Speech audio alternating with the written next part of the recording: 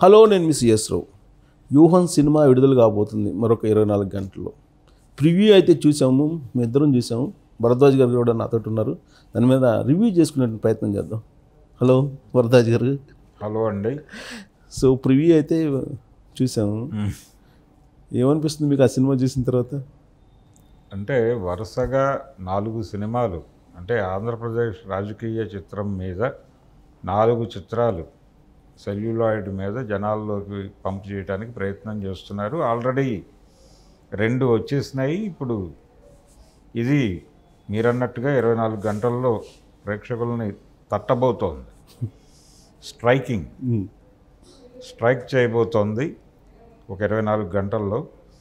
అయితే కంపారిటివ్గా మూడిట్లోనూ 3 రకాల వెర్షన్స్ ఉన్నాయి. అయితే 2 సినిమాలు ప్రధానంగా జగన్మోహన్ రెడ్డి స్టాండ్ తీసుకున్న సినిమాలు 2. ఒకటి కనిపించకుండా చంద్రబాబు స్టాండ్ తీసుకున్న సినిమా ఒకటి, రాజధాని ఫైల్స్, యాత్ర 2. ఇప్పుడు వ్యూహం, ఇంకో వారం రోజుల్లో శపథం. కాబట్టి మొత్తం 4 సినిమాలు ఏపీ రాజకీయాల కోసమే నిర్మించి ప్రజల ముందుకు పెట్టారు. అంటే ఓటర్ మూడ్ని డ్రైవ్ చేయటం అనే ప్రోగ్రాంలో భాగంగా వచ్చిన సినిమాలుగా అయితే అర్థమవుతున్నాయి. యాత్ర 2 కావచ్చు, ఇప్పుడు నిన్న చూసినటువంటి వ్యూహం సినిమా కావచ్చు, రాజధాని ఫైల్స్ మోటో కూడా అదే. అదేమో అంటే పూర్తి స్థాయిలో జగన్ని చాలా హార్డ్ కోర్ విలన్గా చూపించేటువంటి ప్రయత్నం రాజధాని ఫైల్స్లో జరిగింది. డైరెక్ట్గానా? క్రూయల్ విలన్గా, క్రూయల్ విలన్గా. వ్యూహంలో లాగా చూపించారు డైరెక్ట్గా? వ్యూహం కాదండి, రాజధాని. అదే రాజధాని ఫైల్స్లో వ్యూహంలో చంద్రబాబు నాయుడు చూపించారు కదా. వ్యూహంలో చంద్రబాబు నాయుడిని చూపించిన దానికన్నా కూడా రాజధాని ఫైల్స్లో జగన్మోహన్ రెడ్డిని చూపించిన పద్ధతి భయానకంగా ఉంది. అంటే డైరెక్ట్ క్యారెక్టర్, అంటే జగన్ అని పేరు పెట్టి. జగన్ అని పేరు పెట్టలేదు. జగన్ అని పేరు పెట్టలేదు, కానీ జగన్ అనే విషయం మనకు అర్థమైపోతుంది చాలా స్పష్టంగా. దానిలో పెద్ద ఇబ్బంది పడాల్సిన అవసరం ఏం లేదు. ఐరావతి అని అమరావతికి పేరు మార్చినట్టే వాళ్ళు జగన్మోహన్ రెడ్డికి ఇంకేదో పేరు పెట్టారు. కానీ ఇక్కడ అట్ట కాదుగా ఈ సినిమాలో. వ్యూహంలో చంద్రబాబు అని పెట్టినప్పటికీ లోకేష్ అని పెట్టారు, చంద్రబాబు నాయుడు పెట్టారు, భారతి అని పెట్టారు, జగన్ అని పవన్ కళ్యాణ్, అందరూ ఉన్నారు కదా. పేర్లు డైరెక్ట్ పెట్టారు కదా. డైరెక్ట్ గానే పేర్లు ఉన్నాయి. నిజానికి వాళ్ళు కూడా అలాగే తీశారు కానీ డైరెక్ట్ తీసి మార్చారు. తర్వాత మార్చారు. నిజానికి మొదటి టైటిల్ దానికి అమరావతి ఫైల్స్ అని. ఓకే. తర్వాత టైటిల్ మార్చారు రాజధాని ఫైల్స్ అని. అంటే చాలా గోప్యంగానే జరిగింది షూటింగ్. కానీ వాళ్ళు అక్కడ ప్రమోషన్కి వెళ్ళలేదు. అంటే రిలీజ్కి కరెక్ట్గా 4 రోజుల ముందు మొదలుపెట్టారు వాళ్ళు. సినిమా రెడీ అయిపోయి చాలా రోజులైంది అప్పటికే. సెన్సార్ కూడా అయిపోయిన తర్వాత ప్రమోషన్ మొదలుపెట్టారు. కాదు, అదేమో రైతుల సమస్య. అది రైతులు, రాజధానితో కూడిన రైతుల సమస్య అది. కానీ ఇక్కడ ఆర్జీవీ తీసింది ప్యూర్ పొలిటికల్ కదా. అది పొలిటికలే. ఇప్పుడు రాజధాని సమస్య అనగానే మీకేమొస్తుంది? ఎవరు అక్కడ విలన్? ఇప్పుడు రాజధాని రైతులకు విలన్ జగన్మోహన్ రెడ్డి అని చెప్పే ప్రయత్నం జరిగింది. ఉండొచ్చు సార్, అది సామాజిక ఇష్యూ కదా. అది సామాజికం మాత్రమే కాదండి, దానిలో చాలా విషయాలు మాట్లాడారు. ఇది అట్ట కాదు. క్యారెక్టర్ అసాసినేషన్ ప్రోగ్రామ్ కూడా జరిగింది దానిలో. అదే సామాజిక ధ్వంసం అనే యాంగిల్లో చేశారు. సామాజిక ధ్వంసం టాపిక్ ఏదైనా కావచ్చు, కానీ జగన్మోహన్ రెడ్డి క్యారెక్టర్ని ఎంత క్రూడ్గాను క్రూయల్గా చూపించాలో అంత క్రూడ్గాను క్రూయల్గాను చూపించారు. రాజధాని విషయంలోనే కాదు, ఆ ప్రాంత ప్రజల విషయంలో. ఇప్పుడు వాళ్ళు వెళ్ళి కాదు, ఇక్కడ నేను వ్యక్తిత్వ హననం అంటాం కదా మనం. అవును, మన భాషలో, పరిభాషలో, జర్నలిజం భాష. ఆ వ్యక్తిత్వ హననం అనేది ఆర్జీవీ ఎక్కువగా చూపించినట్టు కనపడలేదా ఈ సినిమాలో? మన వ్యూహం సినిమాలో కంపారిటివ్గా వాళ్ళే ఎక్కువ చేయగలిగారు. వ్యక్తిత్వ హననమై వాళ్ళు బలంగా చేశారు. అంటే చివరికి బాబాయి హత్య అని ప్రచారం చేశారు కదా తెలుగుదేశం వాళ్ళు. వివేకానంద రెడ్డి గారి హత్య కూడా ఉంది ఆ సినిమాలో. అది నేరుగా జగనే చేసినట్టుగా చూపించారు. దీంట్లో డైరెక్ట్గా చంద్రబాబు నాయుడుకి అద్దేశారు వ్యూహంలో కావచ్చు. అంటే అద్దినట్టుగా కూడా లేదు, అంటే అక్కడ వదిలేశాడు. దాని గురించి డీటెయిల్ చర్చలోకి వెళ్లకుండా చంద్రబాబు నాయుడు టచ్ చేసి వదిలేడు. చంద్రబాబు నాయుడు అప్పటి పరిస్థితి అదే కదా. ఒరిజినల్గా ఎలక్షన్ ముందు పరిస్థితి అదే కదా. చంద్రబాబు నాయుడు మీద వేసేసారు కదా. చంద్రబాబు నాయుడు మీద వేశారండి. బయట జరిగింది అదే కదా. కొంత చరిత్రకి దగ్గరగా వెళ్ళే ప్రయత్నమే చేశాడు. కానీ చాలా కప్పదాట్లు ఉన్నాయి సినిమా. చరిత్ర దగ్గర కాదు. ఇప్పుడు ఆల్రెడీ సిబిఐ వాళ్ళు ఛార్జ్ షీట్లో అవినాష్ రెడ్డి ఉన్నాడు కదా, అవినాష్ క్లీన్ షీట్ ఇచ్చారు కదా వర్మ వ్యూహం సినిమా. క్లీన్ షీట్ ఇచ్చినట్టుగా మీరు ఎలా చెప్పగలరు? క్లీన్ షీట్ డైలాగ్ ఉందిగా, జగన్మోహన్ రెడ్డి డైలాగ్ ఉందిగా, నా తమ్ముడు తప్పు చేయడు అని. తప్పు చేయడు అని అప్పటికి ఆయన నమ్మకం. తర్వాత పార్ట్లో ఆయనకి తెలియచ్చు. ఇప్పటి అభిప్రాయాలతో పాత చరిత్ర చెప్పకూడదు. ఇప్పటి నివేదికలతో పాత చరిత్ర చెప్తే తప్పది. అది చరిత్ర చెప్పినట్టు కాదు. అంటే క్లారిటీ ఇస్తారా? యాత్ర 2లో జరిగింది అదే. యాత్ర 2లో షర్మిల పాత్ర లేదు, దీంట్లో కూడా లేదు. అసలు వైఎస్ రాజశేఖర రెడ్డికి ఒకడే కొడుకు అన్నట్టుగా కథ నడుస్తుంది. అది యాత్ర 2 అంటే ఉన్న క్యారెక్టర్ని ఎందుకు తీసేయాలి? ఇప్పుడు నువ్వు నువ్వు ఎక్కడ వరకు పెట్టుకున్నావు బ్లాక్? ప్రమాణ స్వీకారం వరకే బ్లాక్ అనుకున్నాడు ఆయన. అనుకున్నప్పుడు ఆ ఏరియా వరకు పాజిటివ్గానే ఉంది కదా, ఆవిడ చెప్పేస్తే పోయేది. ఆవిడ పాదయాత్ర చేసింది. కేవీపీ రామచంద్రరావు గారు అన్నట్టు నడిచేటప్పుడు ఆవిడ కింద పడి ఫ్రాక్చర్ అయ్యి కాలు అయినప్పటికీ దాంతోనే నడిచింది అని ఆయన పదే పదే చెప్తూ ఉంటాడు. ఆ సంఘటనలన్నీ ఉపయోగించుకొని ఉండాల్సింది. అసలు ఎక్కడా లేదుగా ఈ సినిమా. ఉపయోగించుకుని మీరు తర్వాత కూడా ఆవిడ క్యారెక్టర్, ఆవిడ ఎట్లా డెవలప్మెంట్ ఏమిటి అని చెప్పి మీరు ఏ యాంగిల్లో చూస్తున్నారో ఆ పరిణామాన్ని అది చివరిలో ఒక వ్యాఖ్యాన రూపంలో చెప్పేస్తే సరిపోయేది. ఆ ప్రయత్నం కూడా యాత్రలో చేయలే. ఇక్కడ కూడా చేయలేదుగా వ్యూహంలో కనీసం ఎక్నాలెడ్జ్ చేశాడు, అదొక క్యారెక్టర్ ఉంది. ఆ ఎక్నాలెడ్జ్మెంట్ కూడా ఇప్పుడు భారతి క్యారెక్టర్ ఉంది, చూడంగానే భారతి అనేది స్ట్రైక్ అయిపోతుంది. అవును. కానీ ఇప్పుడు షర్మిల క్యారెక్టర్ చూస్తే షర్మిల క్యారెక్టర్ తీసుకున్న ఆర్టిస్ట్ గురించి మాట్లాడుతున్నారు. ఆర్టిస్ట్ గురించి సెలక్షన్ విషయంలో రామ్ గోపాల్ వర్మ చాలా కీన్గా ఉంటాడు. చంద్రబాబు నాయుడు క్యారెక్టర్ చేసినటువంటి ఆర్టిస్ట్ సెలక్షన్ అదిరిపోయింది, అద్భుతంగా ఉంది. చాలా అంటే నిజానికి జగన్మోహన్ రెడ్డి క్యారెక్టర్ మీద కసరత్తు కంటే కూడా చంద్రబాబు నాయుడు క్యారెక్టర్ మీద ఎక్కువ కసరత్తు చేశాడు వర్మ అనేది అర్థమవుతుంది. ఇంట్రెస్ట్ కాబట్టి సినిమా చూస్తే అదే ఏదైనా కావచ్చు. ఇంట్రెస్ట్ అన్నా, ప్రేమ అయినా, కోపం అన్నా, ద్వేషం అయినా ఏదైనా. తర్వాత పవన్ కళ్యాణ్ క్యారెక్టర్ మీద కూడా చాలా కసరత్తు జరిగింది. చిరంజీవి మీద కసరత్తు జరిగింది. అంటే పవన్ కళ్యాణ్ ఎలా పాలిటిక్స్లోకి ఎవాల్వ్ అయ్యాడు, ఆయన ప్రోగ్రామ్ ఏమిటి అనే దాని మీద కొంత రీసెర్చ్ జరిగింది అనేది మనకు అనిపిస్తుంది ఆ సన్నివేశాల కదలికల్ని బట్టి చూస్తే. కాబట్టి ఆ రీసెర్చ్ చేసినందుకు అభినందించాలి. రీసెర్చ్ ఏం కాదులేండి, అందరికీ తెలిసిన కథ అది. కానీ స్క్రీన్ పే అంతవరకు స్క్రీన్ పే కొంచెం బాగుంది. ఆడియన్స్ కూడా బాగా రెస్పాండ్ అయ్యారు. అంటే కొత్త విషయం ఏంటంటే దీనిలో ఆయన ఎస్టాబ్లిష్ చేసిన దానిలో పవన్ కళ్యాణ్ క్యారెక్టర్ వైపు నుంచి 2009 ఎన్నికల్లో ఆ రోజుల్లో ఆయన మహాకూటమి కట్టాడు చంద్రబాబు. అవును, మహాకూటమి కట్టి అందరినీ కలిపి వైఎస్ని ఎదుర్కొనే ప్రయత్నం చేశాడు బలంగా తెలంగాణలో. అదే అప్పుడు ఉమ్మడి రాష్ట్రమే, బట్ తెలంగాణ వరకు మహాకూటమి. తెలంగాణ వరకు కేసీఆర్ని కూడా కలిపేసుకుని అక్కడ తీసుకెళ్ళలేదుగా, కేసీఆర్ని తీసుకెళ్ళా, ఆంధ్రప్రదేశ్ కాదు కాదు మొత్తానికి అసలు కలుపుకుని. అంటే ఒక వ్యూహము, ఎత్తుగడలు అనే దగ్గర ఐక్య సంఘటన అనేది కూడా ఒక కీలకమైనటువంటి ఎత్తుగడే. చంద్రబాబు నాయుడు ఈ ఎత్తుగడలు ఎలా ప్లే చేస్తాడు అనేది బాగా నడిపాడు దీనిలో, వ్యూహం సినిమాలో. ఆ తర్వాత జరిగినటువంటి ఎన్నికలు 2014 ఎన్నికల ప్రిపరేషన్, ఆ ప్రిపరేషన్ డైలాగులు అవి కూడా బాగానే పేలినాయి పవన్ కళ్యాణ్ని టార్గెట్ చేస్తూ. రెండోది 2009లో తెలుగుదేశం ఓటమికి, అంటే మహాకూటమి ఓటమికి ఒక రకంగా చిరంజీవి కారణం.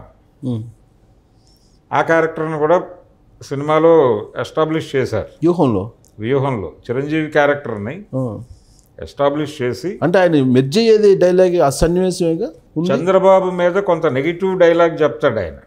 చంద్రబాబు నువ్వు అనుకుంటున్నట్టు కాదు, అదే మెర్జ్ చేసే సందర్భంలో. అవును, అదే విలీనము చేయటానికి సంబంధించిన సన్నివేశము. దాని తర్వాత 2014 ఎన్నికలకి పవన్ కళ్యాణ్ ప్రిపేర్ అవుతున్నటువంటి సందర్భం, ఆయన పార్టీ పెట్టిన సందర్భంలో చిరంజీవి, నాగబాబు వచ్చి ఇంటరాక్ట్ అవుతారు ఇతనితో.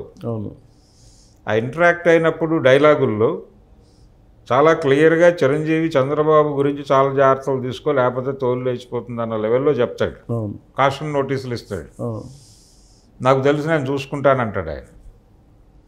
ఎందుకు ఇచ్చాడు ఆ కాషన్ నోటీసులు అంటే చంద్రబాబుతో ఆయనకున్నటువంటి అనుభవాలు, చిరంజీవికి ఉన్నటువంటి అనుభవాలు, ఈ నేపథ్యము, ఆయన ప్రజారాజ్యం పార్టీ పెట్టడం, చంద్రబాబు ఓడిపోవడానికి కారణం ఆ రోజున ప్రజారాజ్యమే 2009లో. ఈ మధ్య కూడా చంద్రబాబు నాయుడు చెప్పారుగా ఆ విషయం. ఈ మధ్య కూడా ప్రెస్ మీట్లో చెప్పారుగా ఆ విషయం. చెప్పాడు కదా, అది పరిస్థితి. సో చంద్రబాబుకి తనకి ఉన్నటువంటి ఇబ్బందికర పరిస్థితుల గురించి మాట్లాడుతూ ఆ వార్నింగ్ ఇస్తాడు ఆయన. ఇచ్చిన తర్వాత జగన్మోహన్ రెడ్డితో ఎందుకు శత్రుత్వము అనే పాయింట్ కూడా రైజ్ అవుతుంది అక్కడ ఆ అన్నదమ్ముల సమావేశంలో. నేను ఎట్టి పరిస్థితుల్లోనూ జగన్ని మాత్రం ముఖ్యమంత్రిని కానివ్వను వరకు నడిచింది అది. అవును, ఆ డైలాగ్ కూడా అదే డైలాగ్ చెప్పాడు. అవును, కానీ జగన్మోహన్ రెడ్డికి పవన్ కళ్యాణ్కి మధ్య ఎందుకు అంత వైరం? ఎందుకంటే ఈ సినిమాలోనే డైలాగ్లో కూడా ఉంది అది. జనరల్గా ప్రతిపక్షంలో ఉన్నటువంటి నాయకుడు అధికార పక్షం మీద విమర్శలు కేంద్రీకరిస్తాడు, ప్రతిపక్షాలని కలుపుకుని వెళ్ళాలని ట్రై చేస్తాడు. కానీ పవన్ కళ్యాణ్ అధికార పార్టీని విమర్శించాడు చివరి రోజుల్లో. కానీ ఆ చివరి రోజులు రావడానికి చంద్రబాబు నాయుడిని, లోకేష్ని విమర్శించేదాకా ఆయన టార్గెట్ చేసింది ప్రతిపక్షంలో ఉన్నటువంటి వైసీపీని. కానీ వైసీపీని టార్గెట్ చేయడానికి కారణం ఆయన అప్పుడు అధికార పక్షంతో టైఅప్లో ఉన్నాడు, పొత్తులో ఉన్నాడు. అవును, పొత్తులో భాగస్వామ్యం ఉన్నాడు. అవును, భాగస్వామ్యంలో నుంచి బయటకు వచ్చిన తర్వాత కూడా జగన్మోహన్ రెడ్డి మీదే దాడి. జగన్మోహన్ రెడ్డిని చంద్రబాబుని కలిపి రేవు పెట్టడం మొదలుపెట్టాడు ఆయన ఉపన్యాసాలు. అవునవును. సో అవన్నీ మొత్తం మీద ఈయన కొంతవరకు చూపించడంలో సక్సెస్ అయ్యారు. అయితే ఆ వైరం ఏమిటి? జగన్ అంటే పవన్ కళ్యాణ్కి ఉన్నటువంటి ఇబ్బంది ఏమిటి? అవును, అది ఎస్టాబ్లిష్ చేయలేకపోయాడు అనేది, అది కూడా ఎస్టాబ్లిష్ చేస్తుంటే బాగుండేది అనేది నా అభిప్రాయం. అది ఎస్టాబ్లిష్ చేయలేకపోయారు, కరెక్టే. కొన్ని వైరుధ్యాలు తెర మీద ప్రదర్శించే ప్రయత్నం చేశాడు. రెండోది సోనియా గాంధీ వ్యవహారం. సోనియా గాంధీ ఆ రోజున ఉన్నటువంటి గైడెన్స్ ప్రకారం ఆంధ్రప్రదేశ్లో వైఎస్ రాజశేఖర రెడ్డిని కొనసాగించటం, అసలు వైఎస్ రాజశేఖర రెడ్డికి పదవి ఇస్తారా ఇవ్వరా అనేది కూడా కన్ఫ్యూజనే కదా. ఆ రోజున 2004లో కాంగ్రెస్ పార్టీ గెలిచిన పీజీఆర్ ఉన్నాడు కదా, 3 పేర్లు వినిపించినాయి. పీజీఆర్ లేడు సీన్లో, పీజీఆర్ లేడు. అవును, పీజీఆర్ లేడు. వైఎస్, డిఎస్, ఎంఎస్ అనే 3 పేర్లు వినిపించినాయి 2004లో. అవునండి, 2004 మైసూర్ రెడ్డి కూడా వినిపించిందిగా. లేదు, 3 పేర్లే వినిపించినాయి, వైఎస్ఆర్, డిఎస్ఆర్, ఎంఎస్ఆర్. ఎం సత్యనారాయణరావు విజయవాడ ఐలాపురం హోటల్లో ప్రెస్ మీట్ పెట్టి నేను ఈ రేసులో లేని, అనవసరంగా నా పేరు లాగొద్దు అని చెప్పి మీడియాకి విన్నపం అని చెప్పాడు ఆయన. ఆ తర్వాత డిఎస్, వైఎస్ మిగిలినారు. మిగిలిన తర్వాత ఆ టైంలో వైఎస్ రాజశేఖర రెడ్డి సన్నిహితంగా మెలిగినటువంటి వాళ్ళ దగ్గర నుంచి నాకు తెలిసిన సమాచారం ఏంటంటే, తనకి గనక ముఖ్యమంత్రి పదవి ఇవ్వకపోతే వాళ్ళు వేరే ఆప్షన్ కనుక చూసుకుంటే అధిష్టానం ఇమ్మీడియట్గా బయటకు వచ్చి ఒక ప్రాంతీయ పార్టీ పెట్టాలి అనేటువంటి ఆలోచన ఆయనకి వచ్చింది. 4లోనే విన్నాను. రాష్ట్రం విడగొడితే నేను వేరే పార్టీ పెట్టుకుని డైరెక్ట్గా అధిష్టానం చెప్పారు. లేదు, ఆయన సాక్షి, పేపరు, టీవీ అప్పుడు లేవు ఆలోచనలు కూడా అక్కడే అంకురార్పణ. పార్టీ పెట్టాలి అనే ఆలోచనతో పాటు 2008లో వచ్చింది ఛానల్లో. ఛానల్ వచ్చిన తర్వాతే నేను అనేది ఏంటంటే, ఒకవేళ ముఖ్యమంత్రి పదవి ఇవ్వకపోతే ప్రాంతీయ పార్టీ పెట్టాలి, ఒక పేపర్ పెట్టాలి, అలాగే ఒక ఛానల్ పెట్టాలి. 4లోనే బీజం పడింది ఆలోచనలు చేశారు వాళ్ళు కూర్చొని. అది ఆయన క్లోజ్ సర్కిల్కి తెలుసు, కేవీపీ రామచంద్రరావు గారికి తెలుసు. ఓకే, అంటే నాకున్న సమాచారం అప్పట్లో 2009 ఎలక్షన్ ముందు జరిగింది ఇది. అప్పటికి బయటకు వచ్చేద్దాం, అప్పటికి అసలు ఆ పరిస్థితి లేదు. ఎందుకంటే ఆయన బుల్డోజ్ చేశాడు. ఎప్పుడైతే ఆయనకు ముఖ్యమంత్రి పదవి ఇచ్చారో అప్పుడు అందరినీ ఇచ్చిన తర్వాత తాను అధిష్టానాన్ని తన అంటే వశీకరణంలోకి తెచ్చుకోగలిగాడు. అవును, తెచ్చుకుని కాంగ్రెస్ పార్టీని ఆంధ్రప్రదేశ్ వరకు ప్రాంతీయ పార్టీగా మార్చాడు. అవును, ఈ ప్రాంతీయ పార్టీగా మార్చి మీకేం కావాలో నన్ను అడగండి, సింగిల్ విండో పద్ధతి. అవునవును, నేను మీకు అవి చేస్తాను. సక్సెస్ అయ్యారు ఆయన అని చెప్పి ఈ బంధం కొనసాగుతుందా లేదా అనే విషయంలో ఆయనకు సందేహాలు ఉండటం వల్లనే ఒక పేపరు ఒక ఛానల్ పెట్టించాడు కొడుకు చేత. ఓకే, ఎందుకైనా మంచిదని పెట్టించి ఈ ఛానల్ పేపరు పెట్టేస్తున్నాడు కాబట్టి ఇతనికి ఏదో సెకండ్ ఒపీనియన్ ఉంది, ఏదో ఆల్టర్నేటివ్ ప్లాన్ బి అనే ఆలోచనలు ఉన్నాయి వైఎస్ రాజశేఖర రెడ్డిలో అని అనుకోకుండా ఇందిరా టెలివిజన్ నెట్వర్క్ అని పెట్టాడు. అవును అవును, పెట్టి తను ప్రారంభించినటువంటి ప్రతి కార్యక్రమానికి రాజీవ్ పేరు పెట్టేవాడు. రాజీవ్ పేరు పెట్టి తన టీవీ ఛానల్కేమో అలాగే పబ్లికేషన్ దానికి కూడా ఇందిరా టెలివిజన్ నెట్వర్క్ ఈ పేర్లే పెట్టుకుంటూ వెళ్ళాడు ఆయన. అవును, సెకండ్ ఒపీనియన్ లేదు ఇతనికి. మన కోసమే మన పార్టీ కోసమే ఇతను ఛానల్ పెట్టాడు, మన పార్టీ కోసమే పేపర్ పెట్టాడు. ప్లస్ రాహుల్ గాంధీని ప్రధానమంత్రిని చేస్తానని చెప్పి ప్రధానమంత్రిని చేయడం నా జీవిత లక్ష్యం అని చెప్పేవాళ్ళు. అవును, ఇది ప్రోగ్రాం. అయినప్పటికీ ఆయన అంతరంగంలో ఉన్నటువంటి కార్యక్రమం మాత్రం ఏదైనా ఇబ్బంది జరిగితే మనం ప్రజల్లోకి వెళ్ళడానికి మనకు ఒక వాహకం కావాలి అనేది ముందే అనుకుని ఈ రెండు డిజైన్ చేసుకున్నాడు ఆయన. రెండవది, అధికారంలోకి వచ్చిన తర్వాత నిజానికి అప్పటికి ఆయనకు మొదట ఉన్నటువంటి ఆలోచన మేరకు చేయగలిగిన స్థాయిలో సాక్షి రాలా. అప్పుడేదో చిన్న పేపర్ ఒకటి ఎవరో ఒకళ్ళని పట్టుకుని చేయించాలనే ఆలోచనలో ఉన్నాడు ఆయన. ఎప్పుడైతే సీఎం అయిన తర్వాత దీని ఎగ్జిక్యూషన్ మొదలైందో ఆటోమేటిక్గా దాని రేంజ్ పెరిగింది. నిజానికి ఈనాడు పేపర్ వలన ఎక్కువ టీడీపీ లబ్ధి పొందుతోంది ఈనాడు ఆంధ్రజ్యోతుల నుంచి అనుకున్నప్పుడు ఆ స్థాయి పేపర్ పెడితే బాగుంటుంది అనే ఆలోచన కాంగ్రెస్ అధిష్టానానికి కూడా వచ్చింది. దాసనారాయణరావు గారు నేను ఉన్నాను, నా పేపర్ ఉంది అని కూడా చెప్పాడు. నడిచినాయి అప్పుడు. అవును, ఉదయం మళ్ళీ రివోక్ చేయాలనుకున్నారు. అది రివోక్ చేయడానికి సహకారం అడిగాడు ఈయన అధిష్టానాన్ని. వాళ్ళు చెయ్యాలా వద్దా అనే ఒక డైలమాలో ఉన్నప్పుడు ఒక ఐఏఎస్ ఆఫీసర్ని అడిగింది ఆవిడ అడ్వైజ్, సోనియా గాంధీ గారు. అడిగినప్పుడు అతను చెప్పింది ఏంటంటే ఈనాడు ఇప్పుడున్నటువంటి ఈనాడులాగా పోటీ పడటం అంటే చాలా అమౌంట్ పెట్టాలి, పెట్టుబడి భారీగా పెట్టాలి. ఈనాడు 4 పేజీలతో జీవితం ప్రారంభించింది. ఎదిగిన ఈనాడుని చూస్తున్నాం ఇప్పుడు మనం. ప్రారంభమైన ఈనాడుతో పోటీ పడటం తేలిక, ఇప్పుడు ఈనాడుతో పోటీ పడటం కష్టం. అందుకని కుదిరితే రామోజీరావును కొనుక్కోవడానికి ప్రయత్నం చేయాలి కానీ పేపర్ పెట్టడం, పైగా దాన్ని దెబ్బకొట్టే లెవెల్లో తీసుకురావాలి అనుకోవడం చాలా శ్రమతో కూడుకున్న పని, చాలా ఖర్చుతో కూడుకున్న పని. దానికి సిద్ధపడితే చేయొచ్చు అని సలహా చెప్పాడు, ఆయన నివేదిక ఇచ్చాడు. అందుకని ఆవిడ సైలెంట్ అయిపోయింది. దాసనారాయణరావు గారి ప్రపోజల్ విషయంలో కూడా ఆవిడ మౌనం వహించింది. ఇవన్నీ అసలు సినిమాలో లేవుగా, ఇవేమీ లేవు. అయితే సోనియా గాంధీకి సంబంధించి నాకు కొంచెం అంటే ఆవిడని వైఎస్ రాజశేఖర రెడ్డి మరణము, అప్పటికి వైఎస్ రాజశేఖర రెడ్డి టోటల్గా తన జాగీరుగా మార్చేసుకున్నాడు స్టేట్ని. ఏది అయినా సరే తనని అడిగి తన అంటే సామంతరాజుగా ప్రకటించేసుకున్నాడు. ఆయన సామంతరాజుగా కూడా కాదు, ఆ స్థాయిని కూడా మించాడు. మించేసి టోటల్గా ఇది నాది, మీకేం కావాలో మీరు అడగండి, మీకు నేను సర్వీస్ చేస్తా అంతే. అవును, ఆ పరిస్థితికి వెళ్ళిపోయాడు. ఈవెన్ విశ్వాస తీర్మానం పెట్టినప్పుడు కూడా మన్మోహన్ సింగ్ మీద గెలవాలంటే ఈయన సహకారం లేదు, గెలిచే పరిస్థితి లేకుండా లేదు. అంటే ఒక రకంగా ఆయన సార్వభౌమాధికారాన్ని ప్రకటించుకున్నాడు, స్వయం ప్రకటిత. అవును, అది కరెక్ట్, అది అవార్డు అలా అయిపోయింది. దాన్ని వాళ్ళు జీర్ణం చేసుకోలేకపోయారు. ఫైనల్గా ఆయన మరణము, ఆయన మరణించిన తర్వాత తిరిగి స్టేట్ని తన హోల్డ్లోకి తీసుకోవాలనుకోవడం, ఆ సన్నివేశాలు నడిచినాయి సినిమాలో.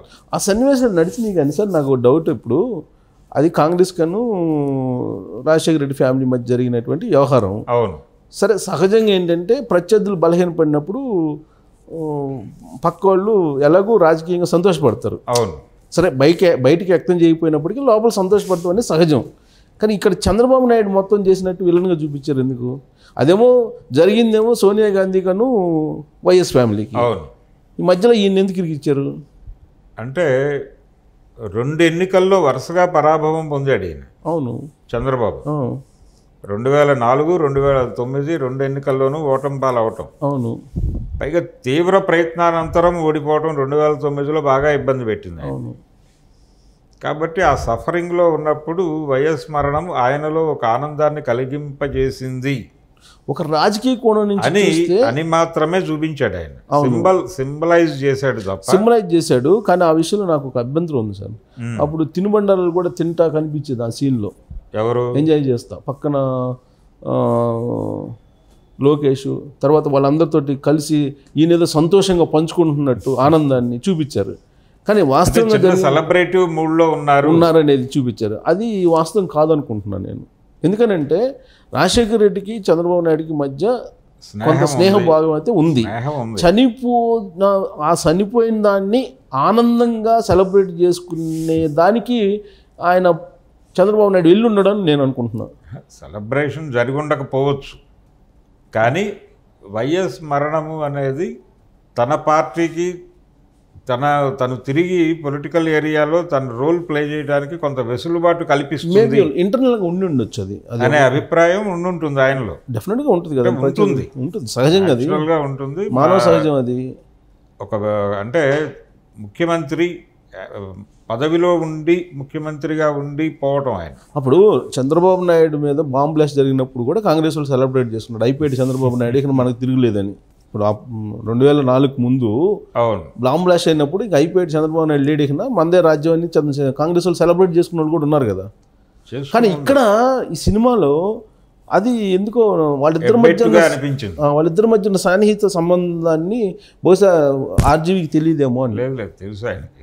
తెలియకుండా ఏం లేడండి, తెలిసి ఆయన అభిప్రాయం ఏంటంటే వైఎస్ మరణం ఇతనిలో ఆనందాన్ని కలిగించింది అనేది బలంగా చెప్పాలనుకున్నాడు, చూపించాడు. అవును, అది చెప్పడం ద్వారా జగన్తో ఆయన వైరాన్ని ఎస్టాబ్లిష్ చేయటానికి దాన్ని ఒక పునాది సన్నివేశంగా వాడుకోవాలనుకున్నాడు. ఓకే, అనుకుని ఆ సీన్ని కొంచెం అంత బలంగా పెట్టాడు. అదే ఇది ప్రోగ్రామ్ ఆయన. అంటే అప్పుడప్పుడు అంటే సినిమాటిక్ లిబర్టీ అంటారు కదా, ఆ లిబర్టీని వాడుకున్నారు. ఆ సినిమాటిక్ లిబర్టీని తీసుకుని దాన్ని కొంచెం అక్కడ చంద్రబాబు ఫేస్ క్లోజప్కి వెళ్ళటం. అవును, ఈ క్లోజప్స్లో కూడా చాలా బాగా నటించాడు ఆ నటుడు. అది కాదు కానీ నాకు అర్థం, ఆ సీన్స్ అన్నింటిని చూస్తే చంద్రబాబు నాయుడు సహజంగా ఎలా ఉంటుందంటే సార్, నేను దగ్గర నుంచి నేను కూడా చూసా, మీరు కూడా చూసుంటారులే, బట్ నేను కొంచెం ఎక్కువసారి చూసా. నాకు తెలిసి ఒక మీటింగ్ పెట్టుకుంటే ఆయన ఏం మాట్లాడరు, చెప్పింది వింటూ ఉంటారు అంతే. ఒకవేళ ఏదైనా ఆయన లోపల ఏదైనా భావం ఉన్నా కానీ వ్యక్తపరిచి దాన్ని డిస్కషన్లో పెట్టరు అసలు.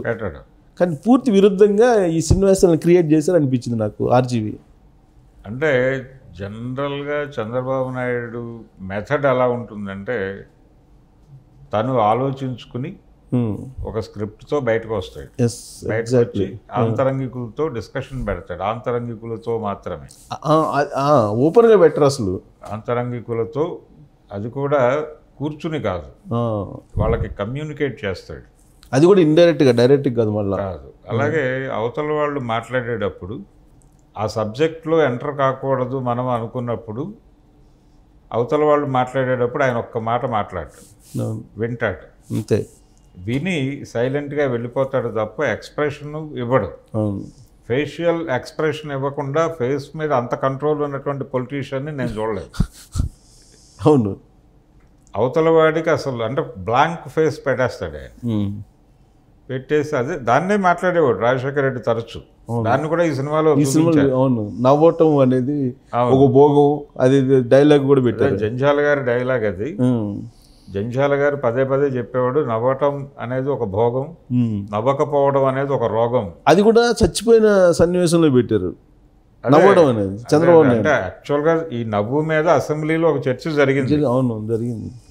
అప్పుడు చంద్రబాబు నాయుడు ఒక డైలాగ్ వేశాడు వైఎస్ మీద, నువ్వు నవ్వుతున్న మాట వాస్తవమే, కానీ నీ నవ్వు నాగభూషణం నవ్వులా ఉంటుంది అన్నాడు. నాగభూషణం అంటే సినిమాల్లో పొలిటికల్ విలనీ చేసేవాడు. అవునవును, అది వాళ్ళిద్దరు ఫ్రెండ్లీగా చాలా మాట్లాడుకునేవాళ్ళే సార్.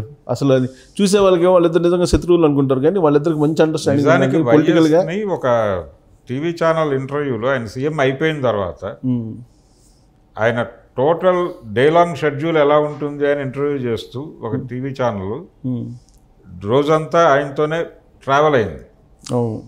ఈ ట్రావెల్ అవుతూ తీసిన సందర్భంలో ఒక ప్రశ్న అడిగింది యాంకర్, మీరు చాలా ఎక్కువ నవ్వుతారండి, మీ ఫేస్లో ఎప్పుడు ఆ స్మైల్ కనిపిస్తూ ఉంటుంది, ఏమిటి కారణం? నేను సీఎం కావటానికంటే ముందు ఇంతగా నవ్వేవాడిని కాదు ఓకే అని చెప్పాడు ఆయన. ఓకే చెప్పి ఏజ్ వలన వచ్చినటువంటి మెచ్యూరిటీ వలన కావచ్చు, నేను గతంలో చాలా సీరియస్గా ఉండేవాడిని, కానీ ఏజ్ పెరుగుతోంది కదా, అనుభవాలు పెరుగుతున్నాయి కదా, దాని నుంచి వచ్చిన మెచ్యూరిటీలో నుంచి ఇప్పుడు నవ్వు వస్తుందేమో నిజంగా అనుకుంటున్నాను. ప్రతిపక్ష నాయకుడిగా ఉన్నప్పుడు రాజశేఖర రెడ్డి అంత నవ్వేవాళ్ళు కాదు ఆయన. అది చెప్పాడు ఆయన. నిజమే అది. అవును, ప్రతిపక్ష నాయకుడిగా ఉన్నప్పుడు కూడా అసెంబ్లీలో చూసేవాళ్ళం కదా, నవ్వేవాడు కదా ఆయన. నిజమే అది. తర్వాత సరే ఈ వ్యూహం సినిమాకి వచ్చేటప్పటికి Bharathi character plus Vijayamma character, Sharmila character మూడు తీసుకుంటే కంప్లీట్గా విజయమ్మని షర్మిలని సైలెంట్ చేసినట్టున్నారు కదా. భారతి క్యారెక్టర్ మీద కాన్సన్ట్రేషన్ పెరిగింది. భారతి మాత్రమే ఆయనకు తోడుగా ఉన్నట్టుగా, అదే ఆయనతో పాటు నడిచినట్టుగా, ఆయనకంటే ఫ్రెండ్, ఫిలాసఫర్ అండ్ గైడ్ అంటారు కదా, ఆ రోల్ ప్లే చేసింది ఆవిడే అనేది. నిజానికి జగన్మోహన్ రెడ్డి అరెస్టు జరిగినప్పుడు ఆ అరెస్టు జరిగిన తీరు అదంతా చాలా హడావిడిగా తీశారు. ఆ రోజు చాలా డ్రామా జరిగింది అక్కడ. ఆ డ్రామాలో ముగ్గురు మహిళలు రోడ్డు మీద కూర్చోవటం అనేది హైలైట్ మొత్తం దాంట్లో స్టిల్. అవును, పేపర్లో వాళ్ళ ముగ్గురు అలా రోడ్డు మీద ఫుట్పాత్ మీద కూర్చున్నటువంటి ఫోటో. అవును, మైసూరారెడ్డి ఒకటే బయట మాట్లాడుతున్నాడు ఆ రోజున. అవును, అరెస్ట్ని ఖండిస్తూ వాళ్ళు ఫుట్పాత్ మీద వినిపించింది మైసూరారెడ్డి. అక్కడ ఫుట్పాత్ మీద కూర్చుంది వాళ్ళ ముగ్గురు. అవును, ఇది జనాలందరి మనసులోనూ ముద్రపడిన సన్నివేశం. అవును, దాంట్లో నుంచి యాత్ర 2లోనేమో షర్మిల క్యారెక్టర్ని తీస్తారు. ఇందులో షర్మిల క్యారెక్టర్ని పెట్టి డమ్మింగ్ చేశారు. విజయమ్మని కూడా డమ్మింగ్ చేశారు కదా. విజయమ్మని టోటల్గా డమ్ చేశారు. నిజానికి రోసయ్య గారు వచ్చి మాట్లాడిన సన్నివేశాలు ఉన్నాయి దీనిలో. అవును, ఒకటి ఉంది, ఒకటే అనుకుంటా కదా. ఆయన వచ్చి మాట్లాడారు. ఆయన వచ్చి మాట్లాడిన మాట వాస్తవం. అది ఆయనే అడ్మిట్ చేశాడు తర్వాత రోజుల్లో. ఆయన ఇచ్చినటువంటి మాట్లాడారు. అయితే ఆయన చెప్పింది ఏంటంటే, ఆయన ముందు అదే జగన్మోహన్ రెడ్డిని సీఎం చేయాలి అనే సంతకాల సేకరణ కార్యక్రమము, ఆ కాగితాల ప్రిపరేషన్, ఇదంతా సోనియాకి ఆగ్రహం తెప్పించటము, ఈ సన్నివేశాలన్నీ నడిచినాయి సినిమాలో. ఈ ప్రాసెస్లో ఆయన వచ్చినప్పుడు చెప్పింది ఏంటంటే, రోసయ్య, నిన్ను సీఎం చేయటం పట్ల అధిష్టానానికి కొంత వ్యతిరేకత ఉంది, ఇది వాస్తవం, ఎవరు ఎలా చెప్పినప్పటికీ. కానీ ఒక అవకాశం ఉంది, నువ్వు అంగీకరిస్తే విజయమ్మ గారికి క్యాబినెట్లో చోటు బెర్త్ ఏర్పాటు చేసే దిశగా నేను ప్రయత్నం చేయగలను. అవును, అది నా చేతిలో ఉన్న పని. అది ఆల్రెడీ ఆ రోజు అధిష్టానం చెప్పిందిలేండి. అప్పటికే కన్విన్స్ చేయగలను అని చెప్పాడు. కానీ ఆ మాట రోసయ్య అన్నాడంటే ఆల్రెడీ అక్కడ తలుపు తెరిచిన తర్వాత మాత్రమే మాట్లాడతాడు. అంతే, లేకపోతే ఆయన ఎందుకు చెప్తారు అసలు? రోసయ్య గారి నోట్లోంచి ఒక మాట వచ్చిందంటే అష్యూరెన్స్ ఉంది ఆయన దగ్గరనే. అవును, అది చెప్పాడు ఆయన. చెప్పినప్పుడు జగన్మోహన్ రెడ్డి చెప్పింది ఏంటంటే, ఆవిడని ఇప్పుడు ఆవిడ ఇప్పటివరకు బయటికి రాలేదు, వద్దులే అన్న ప్రతిపాదన వద్దులే అని చెప్పి తనే నో చెప్పాడు. అవును, అయితే ఆ సన్నివేశం లేదు అక్కడ, ఆ డైలాగ్ లేదు. రోసయ్య గారి మీద కొంత నిరసన వ్యక్తం చేస్తూ వీళ్ళు చేసినట్టు చూపించారు. అది రాంగ్, అది చూపించారు. అలాగే అదే సన్నివేశానికి కొంచెం ఆ కలయికలు జరుగుతున్న టైంలోనే కొండా సురేఖ ఒక మాట ఉంది, రోసయ్య గారు ఇలా చేస్తాడు అనుకోలేదు అని ఆయన ముందే అంటారు. అవును, జీవితంలో మీ మొహం చూడకూడదు అనుకుంటున్నాను అనిపించింది నాకు అని చెప్పి తన ఫీలింగ్ని రోసయ్య ముందే వ్యక్తం చేసింది. ఆ తర్వాత ఆవిడకి క్యాబినెట్లో పదవి ఇవ్వలేదు ఆయన. ఎందుకు ఇవ్వలేదు అంటే ఆయన ఒక జోక్ వేసాడు రోసయ్య, నా మొహం చూడటం ఇష్టం లేదు అని నా ముందే చెప్పిన అమ్మాయికి ఎలా నేను క్యాబినెట్లోకి తీసుకుంటాను, క్యాబినెట్లోకి తీసుకుంటే మళ్ళీ రోజు నా మొహం చూపించాల్సి వస్తుంది కదా, ఆవిడకి ఇబ్బంది లేకుండా ఉండడం కోసం నేను మంత్రి పదవి ఇవ్వలేదు. దాన్ని వేస్ట్ చేసుకుని ఈసీ తీసుకుంటున్నారు చేశాడు ఆయన. ఈ టైపులో రకరకాల రాజకీయాలు జరిగినాయి వైఎస్ మరణం ఆ టైంలో. అవును, మంచి డ్రామా నడపచ్చు అక్కడ. అవును, అంటే కిస్సా కుర్సీకా అనేదే ప్రోగ్రాం. కుర్చీ ఎవరికి దక్కాలి, అవును, కుర్చీని రాష్ట్రాన్ని తన పార్టీ అదుపులో ఉంచుకోవాలి అనేదేమో ఆవిడ ప్రోగ్రాం, సోనియాది. సోనియా ప్రోగ్రాం మాత్రమే కదా, ఆ రోజు సోనియా కోటరీలో ఉన్నటువంటి వారందరి అభిప్రాయం. ఆంటోనీ, అహ్మద్ పటేల్, ప్రణబ్ ముఖర్జీ అందరూ ఉన్నారు, చాలా మంది ఉన్నారు. ఎవ్వరు జగన్మోహన్ రెడ్డికి సీఎం ఇవ్వడానికి ఒప్పుకోలేదండి. కారణం ఏంటంటే జూనియరు, చాలామంది సీనియర్స్ ఉన్నారు, వాళ్ళని కాదని ఇవ్వడానికి లేదు. ప్లస్ వారసత్వ రాజకీయాలు ఏంటి, ఇవన్నీ చాలా నడిచినాయి. అయితే ఇక్కడ సార్ ఒకటి సినిమాలో మనం చూస్తే ఈయన జైలుకి వెళ్ళాడు కదా, జైలుకి వెళ్ళిన తర్వాత జైల్లో ఉన్నప్పుడు ఇమీడియట్గా ఇతను బెయిల్ మీద బయటకు వస్తాడు. ఈ అరెస్టు జరగటము, ఈ ప్రక్రియ, దాన్ని కూడా ఇంకొంచెం డ్రమటైజ్ చేయొచ్చు, చాలా డ్రమటైజ్ చేయొచ్చు. అది వర్మ జోలికి వెళ్ళలేదు, కానీ యాత్ర 2లో ఓకే మహీవి రాఘవ బాగానే డ్రమటైజ్ చేశాడు ఆ సీన్స్. ఓకే, అంటే ఆయన టోటల్గా ఎమోషన్స్ మీద ట్రావెల్ అయ్యాడు. ఆ ఎమోషన్స్ మీద ట్రావెల్ అయ్యేటువంటి ఆలోచనతోనే సినిమా తీశాడు ఆయన. అందుకని దాన్ని బాగా వాడుకున్నాడు. వర్మ వదిలేశాడు దాన్ని, లైట్గా తీస్తున్నారు. అసలు ఇప్పుడు బెయిల్కి వచ్చేది కూడా, బెయిల్ వచ్చే దాంట్లో కూడా చాలా నడిచింది. అంటే ఢిల్లీకి ఇక్కడికి బెయిల్ రావటానికి, రాష్ట్ర విభజన విషయంలో కూడా సినిమాలో పెద్దగా లేదు, అది లేదు, అసలు టచ్ చేయలేదు, అసలు టచ్ చేయలేదు. అంటే కేసీఆర్ క్యారెక్టర్ని పెట్టారు సినిమాలో, అంటే జగన్మోహన్ రెడ్డి గారి ప్రమాణ స్వీకారానికి అంతే హాజరయ్యాడని చూపిస్తాడు తప్ప. అవును, నిజానికి జగన్మోహన్ రెడ్డి పార్టీ ఆ లెవెల్లో ఆంధ్రాలో అది ప్రారంభం అవటమే ఆ రైజ్తో ప్రారంభం అవటం కాదు సార్. ఈయన అనౌన్స్ చేశాడు పార్టీ కదా జగన్మోహన్ రెడ్డి, అవును, కానీ అది పార్టీ జగన్మోహన్ రెడ్డి అనౌన్స్ చేసిన పార్టీ కాదు కదా అది. దాని మీద కోర్టు కేసు ఇప్పుడు కూడా నడుస్తుంది కదా. వైఎస్ఆర్ కాంగ్రెస్ పార్టీ అనేది ఈయనది కాదు కదా, అతను ఎవరు శివరామరెడ్డి ఎవరు సమ్ పేరు. అది ఒక వివాదం ఉందండి, వివాదం ఉంది, కోర్టులో ఉంది. ఈయన అనౌన్స్ చేసినట్టు ఆ సినిమాలో చూపించారు. అంటే ఒక పార్టీ ఆయన రిజిస్టర్ చేసుకున్నాడు, వీళ్ళు అదే పేరు పెట్టారు, అదే టైటిల్ కూడా. అది పక్కన పెట్టేస్తే వైఎస్ రాజశేఖర రెడ్డి పేరుతో పెట్టినటువంటి పార్టీ ఆంధ్రాలో, అంటే నిజానికి 2009లో కూడా ఆయన చిరంజీవి లేకపోతే ఆయన పరిస్థితి ఏమిటి, కాంగ్రెస్ పార్టీ నిజంగా అంత ప్రజల్లోకి వెళ్ళిపోయి ఉంటే 2004లో గెలిచిన మెజారిటీతో కాదు, 2009లో ప్రజారాజ్యం పార్టీ లేకపోతే అసలు కాంగ్రెస్ పార్టీ చెప్తున్నా. 2004లో కాంగ్రెస్ పార్టీ గెలిచిన సీట్ల కంటే ఎక్కువ గెలుచుకోవాలి కదా. అవును, పాజిటివ్ ఓట్ బ్యాంక్ ఉంటే. ఎలాగంటే 94 ఎన్నికల్లో ఎన్టీ రామారావు అంతకు ముందు ఆయన గెలిచిన 2 ఎన్నికల కంటే ఎక్కువ సీట్లు గెలిచాడు. అవును, అలా గెలవాలి కదా. 2009లో కాంగ్రెస్ పార్టీ ప్రజాదరణ ఉంటే మీరు చిరంజీవిని అడ్డం పెట్టి కదా గెలిచింది.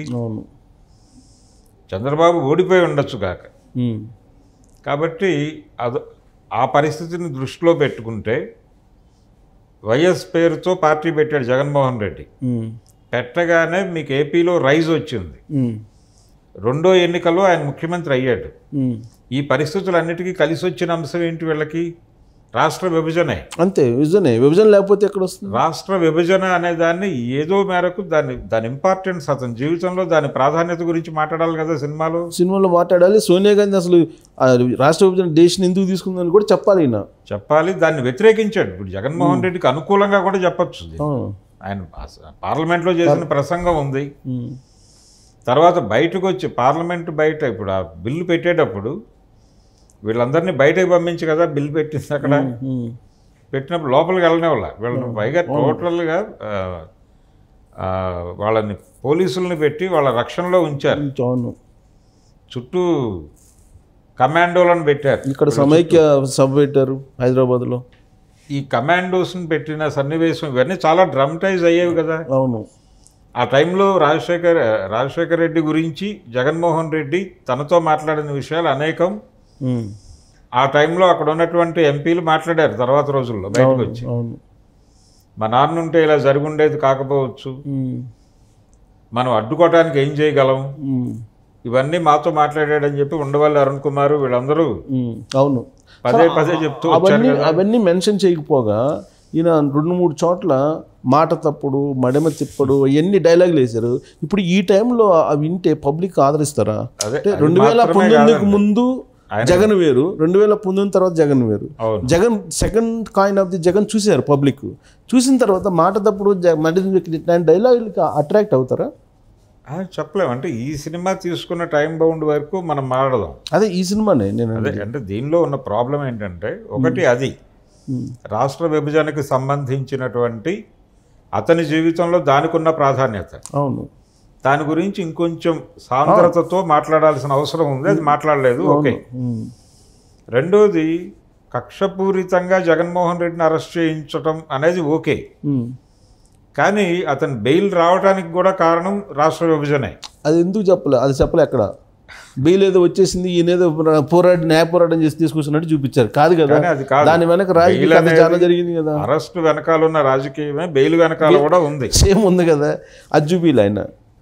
ఇప్పుడు అంటే అక్కడ ఏం జరిగింది, సోనియా గాంధీ గారి ఇన్నర్ సెన్స్ ఏమిటి, ఎందుకు గేట్ తీశారు, గేట్ తీయటం వెనకాల ఉద్దేశం ఏంటంటే చాలా స్పష్టంగా రాష్ట్ర విభజన నిర్ణయం తీసేసుకుంది ఆవిడ. అంటే కాంగ్రెస్ పార్టీ టోటల్ డ్రాస్టిక్ కండిషన్లోకి వెళ్ళిపోతుంది అనే భయంలో నుంచి రాష్ట్ర విభజన చేశారు. రాష్ట్ర విభజన అనేటువంటి ఒక డెసిషన్ రావడానికి కారణం 100% ట్రూ. అది బాగా దగ్గర నుంచి చూసిన వాళ్ళకి అర్థం అవుతుంది, తెలుసు అది. అవును, ఆ నిర్ణయం తీసుకున్నప్పుడు వాళ్ళకున్న హోప్ ఏంటి, తెలంగాణ ప్రజలు రాష్ట్రం ఇచ్చినందుకు గాను కాంగ్రెస్ పార్టీని భుజానికి ఎత్తుకుంటారు, మొత్తం 17 ఎంపీలు ఇస్తారు, ఒకటి. ఏపీలో 25కి 25 ఇస్తారు, వ్యతిరేకత వస్తుంది. అవును, వ్యతిరేకత వచ్చినప్పుడు పరిస్థితి ఏమిటి, ఆ సీట్లు కోల్పోతామా మనం? అలా కోల్పోవలసిన అవసరం లేదు. లేకుండా జగన్మోహన్ రెడ్డికి తలుపు తెరిస్తే అక్కడ జగన్మోహన్ రెడ్డి అదే ఆ టైంలో మీకు 2014 ఎన్నికల్లో చంద్రబాబు నాయుడు గారి ఊతపదం ఏమిటి, తల్లి కాంగ్రెసు పిల్ల కాంగ్రెసు అని మాట్లాడాడు ఆయన. అవును, తల్లి కాంగ్రెస్ పిల్ల కాంగ్రెస్, అవును అనేది ఆయన ఊతపదం. అవును. సో ఇన్నర్ సెన్స్ని ఆయన ఓపెన్ డయాస్ల మీద మాట్లాడేశాడు. అప్పటికి వాళ్ళకున్న హోప్ ఏంటంటే ఒకవేళ కాంగ్రెస్ పార్టీ కాకుండా కేసీఆర్ గెలిచిన తెలంగాణ వరకు, కేసీఆర్ గెలిచి కాంగ్రెస్ కొన్ని సీట్లు గెలిచి అవన్నీ మన కాంపౌండ్లోనే ఉంటాయి, అక్కడ జగన్మోహన్ రెడ్డి మన కాంపౌండ్లోనే ఉంటాడు కాబట్టి 42 ఎంపీ స్థానాలు ఈ ఎమోషన్లో, అంటే రాష్ట్ర విభజన ఎమోషన్లో ఆంధ్ర ప్రజలు, తెలంగాణ ప్రజలు, రాష్ట్ర విభజన జరిగింది అనే ఆవేదనలో ఆంధ్ర ప్రజలు ఇచ్చారన్న ఆనందంలో తెలంగాణ ప్రజలు ఈ హై ఎమోషన్స్లో తెలుగుదేశం పార్టీ నామరూపాలు లేకుండా కొట్టుకుపోతుంది అనేది కూడా ప్రోగ్రామ్. వాళ్ళ అసలు ప్రోగ్రామ్ అదే, సోనియా గాంధీ తెరవెనుక ప్రోగ్రామ్ అదే అనుకున్నారు. అవును, అనుకుని కదా రాష్ట్ర విభజనకి శంఖారావం పూరించింది. అవును, అది జరిగింది. అది జరిగిన తర్వాత ఇక్కడ కేసీఆర్ అడ్డం తిరిగాడు, అక్కడ జగన్మోహన్ రెడ్డి న్యూట్రల్ అయిపోయాడు, అవును, సైలెంట్ అయిపోయాడు. ఇది వాళ్ళకు ఊహించని పరిణామం. రెండోది జాతీయంగా కూడా అంతర్జాతీయంగా అని కూడా అనొచ్చు దీన్ని. అంటే రకరకాల ప్రదేశాల నుంచి కాంగ్రెస్ మీద వ్యతిరేకత వచ్చేసింది. అవును, జాతీయ స్థాయిలో ఉన్నటువంటి వ్యతిరేకత బీజేపీకి అనుకూలంగా మారింది. మోడీ రావటం ఇంకా అవన్నీ జరిగిపోయింది. అక్కడ బీజేపీ వచ్చేసింది, కాంగ్రెస్ పార్టీ ప్రతిపక్షంలోకి వెళ్ళిపోయింది. జగన్మోహన్ రెడ్డి గారు ప్రతిపక్షంలో ఉన్నాడు. ఆయన ప్రతిపక్షంలో ఉండటం మాత్రమే కాదు, చాలా ఆనందంతో ఉన్నాడు ఆ రోజు. అంటే పార్టీ పెట్టిన తర్వాత ఇమ్మీడియట్గా అధికారం రావటం అనేది ఒక అంశం అయితే అది ఎన్టీ రామారావుకి సాధ్యమైంది. అవును, అందరికీ సాధ్యం అవ్వాలని రూల్ ఏంటంటే దాదాపు దగ్గరకు వచ్చాడు, ఎలివేట్ కావడానికి అవకాశం దొరికింది ఓడిపోవటం వల్ల. Personal elevation. ఫస్ట్ టైం గెలిచినట్టయితే రాజశేఖర రెడ్డి చర్మిషతో గెలిచారు, ఇతను ఏముందని, ఇప్పుడు అది లేదు. అది చెప్పాడు సినిమాలో, అది కూడా చెప్పారు. అయితే ఇక్కడ సినిమా సార్ మొత్తం ఓవరాల్గా చూస్తే అసలు జగన్మోహన్ రెడ్డికి పాజిటివ్గా కనపడుతుందా, అంటే పాజిటివ్గా ఎలివేషన్ ఇవ్వడానికి ప్రయత్నం చేసాడా వర్మ, లేదంటే అది క్యాజువల్గా తీసిన సినిమాలో ఉందా? జగన్మోహన్ రెడ్డికి టోటల్ ఎలివేషన్ ఇవ్వటం అనేది జరిగింది సినిమాలో. కథ మొత్తం ఆయన కోణంలోనే నడిచింది నడవడానికి, కానీ అది బలంగా తీసుకెళ్లేటువంటి ప్రయత్నం చేశారా? ఆ ప్రయత్నమే కదా జరిగింది. ఇప్పుడు ఆయన పక్కన ఉన్నటువంటి క్యారెక్టర్లను కూడా పలచరంగా అలా టచ్ చేసుకుంటూ వెళ్ళాడు తప్ప ఎవరికి రోల్ లేదు అక్కడ. జగన్మోహన్ రెడ్డి, భారతి అంటే నాకేమనిపించింది సార్, 2 క్యారెక్టర్ల మీదే కేంద్రీకరణ. నాకేమనిపించిందంటే జగన్మోహన్ రెడ్డిని ఎలివేషన్ ఇంకా చేయడానికి అనేక అంశాలు మీరు చెప్పినట్టు ఉన్నాయి, వాటిని వదిలిపెట్టేసి చంద్రబాబు నాయుడిని లేనటువంటి గ్యాసిప్స్ అన్నింటినీ పోగు చేసి ఎక్కువగా విలన్గా ప్రాజెక్ట్ చేసేటువంటి ప్రయత్నం జరిగింది అనేది నా భావన. అంటే చంద్రబాబు క్యారెక్టర్ వరకు ఆయన్ని అలా చూపించే ప్రయత్నం చేశాడు ఆయన. అంటే అంటే నేను అనేది గాసిప్స్ అన్ని పోగు చేసి గాసిప్ దాన్ని ఎలివేట్ చేసేటువంటి ప్రయత్నం చేశాడని నా భావన. ఎలా అంటాం మనం, పబ్లిక్ డొమైన్లో ఉన్న అభిప్రాయాలు కూడా కొన్ని ఉన్నాయి. అదే అభిప్రాయాలు రకరకాలు ఉండొచ్చు, కానీ అది నిజమా కాదా దాని మీద ఒక రీసెర్చ్ చేయకుండా, రీసెర్చ్ ఇప్పుడు ఇంటర్నల్గా జరిగినటువంటి కొన్ని అంశాల మీద రీసెర్చ్ చేయటం కుదరకపోవచ్చు అండి. కాబట్టి పబ్లిక్ డొమైన్లో ఉన్న అభిప్రాయాలు కొంత వాస్తవానికి దగ్గరగా ఉంది అనుకున్నవి చంద్రబాబు నాయుడు అకౌంట్లో వేసి నడిపాడు ఆయన. చంద్రబాబు నాయుడు ఈ సినిమాలో విలనే, విలన్గా క్రియేట్ చేశాడు ఆయన, విలన్ కాదు క్రియేట్ చేశాడు. ఇప్పుడు రాజశేఖర్ రెడ్డి హెలికాప్టర్ ప్రమాదం అనేది ఇంపార్టెంట్ అండి, దాన్ని అసలు జస్ట్ లైట్గా చూపించేసాడు. అసలు దాని గురించి అసలు ప్రస్తుతానికి కూడా తెలియదు. అసలు వాళ్ళ సొంత మీడియా చెప్పింది ఏంది, రిలయన్స్ వాళ్ళు చంపారని కదా. అసలు ఆ మర్డర్ వెనకాల కాన్స్పిరసీ ఉంది కదా, దాన్ని అసలు అనేకం ఉన్నాయి, దాన్ని అసలు టచ్ చేయలేదు. ఆ కాన్స్పిరసీ థియరీల్లో ఒకటి కేజీ బేసిన్ గొడవ, అదే ఇంకా రకరకాలు ఉన్నాయి, వాటిని టచ్ చేయలేదు. ఒకటి కేజీ బేసిన్ కాంట్రవర్సీ. అంటే ఏదైతే జగన్మోహన్ రెడ్డికి ప్రతికూలంగా ఉందో ఆ అంశాన్ని స్కిప్ చేసుకుంటూ వెళ్ళిపోయినట్టు అనిపిస్తుంది ఆయనకి. అంటే ఈ కేజీ బేసిన్ ఎపిసోడ్ లో రిలయన్స్ వీళ్ళందరూ అదే ఎన్నికన్నా కేజీ బేసిన్ కృష్ణ అదే ఏపీ వాళ్ళే ఏపీ కార్పొరేషన్ ఏర్పాటు చేసుకోవాలనేది ఒకటి, దాని కోపంతో చేశారనేది ఒకటి, దాని మీద సోనియా గాంధీది ఒకటి ఉంది. లేదంటే అసలు ఇక్కడ మద్రాసులో ఏటీసీని క్యాప్చర్ చేసింది కొన్ని మీడియా సంస్థలు, చంద్రబాబు నాయుడు కలిసి ఒకరు క్రియేట్ చేశారు, రకరకాలు చేశారు. మేజర్ పుకార్ ఉంది. ఇంకొక మేజర్ పుకార్ ఏంటంటే జగన్మోహన్ రెడ్డి క్రియేషన్ అని ఎందుకు అనుకోకూడదు అనే అది కూడా ఉంది. జగన్మోహన్ రెడ్డి రాజశేఖర్ని చంపించాడు అని కూడా ఉంది అప్పట్లో వచ్చినటువంటి అభిప్రాయం కూడా కొంతమంది వ్యక్తం చేశారు, ప్రచారం చేశారు కదా. ఉంది అది. దీనికి ఎస్టాబ్లిష్మెంట్ పుకార్లు కూడా ఉన్నాయి కదా. అవును. అప్పుడు హోంమంత్రిగా ఉన్నటువంటి ఒక మహిళామణి తన కుమారుడు ప్రవర్తన గురించి వైఎస్ దగ్గరికి వెళ్ళి బాధపడితే, నువ్వు చెప్పుకోవడానికి నేనున్నాను, నేను చెప్పుకోవడానికి ఎవరున్నారు అని ఆయన అన్నాడని వచ్చింది ఒక మాట ప్రచారంలోకి వచ్చింది కదా. ఇవన్నీ చాలా ఉన్నాయి. ఓవరాల్గా సినిమా వ్యూహం వర్మ సక్సెస్ అయినట్టు కనబడుతుందా? అసంపూర్తిగా అనిపించింది సినిమా. అంటే సమగ్రంగా అయితే లేదు, కొన్ని లీకులు అలా ఉండిపోయినాయి. అంటే కొన్ని అంశాలు తడమాల్సిన అంశాలు తడమకుండా ఇంకొంచెం డ్రామటైజ్ చేయాల్సినటువంటి అవకాశం ఉన్న సన్నివేశాలను కూడా వదిలిపెట్టేసి అలా ఫ్లాట్గా చెప్పుకుంటూ వెళ్ళాడు అనేది. అంటే ఎక్కడో వర్మ స్టైల్ కూడా మిస్ అయింది ఈ సినిమాలో అనిపించింది. వర్మ తీసిందేం కాదేమో అనిపించింది నాకు కూడా కొంత. అంటే వర్మ పేరు పెట్టుకున్నాడు కానీ వర్మ తీసింది కాదేమో అనిపించింది నాకు. కావచ్చు, అంటే కొంత ఎక్కడో అది మిస్కమ్యూనికేట్ అయ్యేలాగా నడిచింది. ఇప్పుడు భారత్ని ఫ్యూచర్ పొలిటీషియన్గా క్రియేట్ చేయడానికి తీసిన సినిమాగా నాకెందుకో ఒక కోణం నుంచి అనిపిస్తుంది. లేదా ఆవిడలో ఒక పరిపూర్ణమైనటువంటి అవగాహన కలిగిన వ్యక్తి ఉంది అనే విషయాన్ని ఆయన ఎస్టాబ్లిష్ చేయగలిగాడు. అన్ని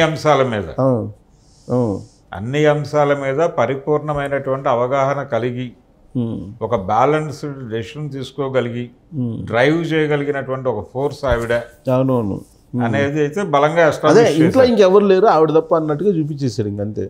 అంటే ఇప్పుడు తాడేపల్లి కోటలిలో ఉండేటువంటిది ఏంది, షర్మిలానా లేకపోతే అవినాష లేకపోతే భారత లేకపోతే ఇట్లా వినిపిస్తున్నాయి కదా, దానికి క్లారిటీ ఇచ్చారు ఆయన.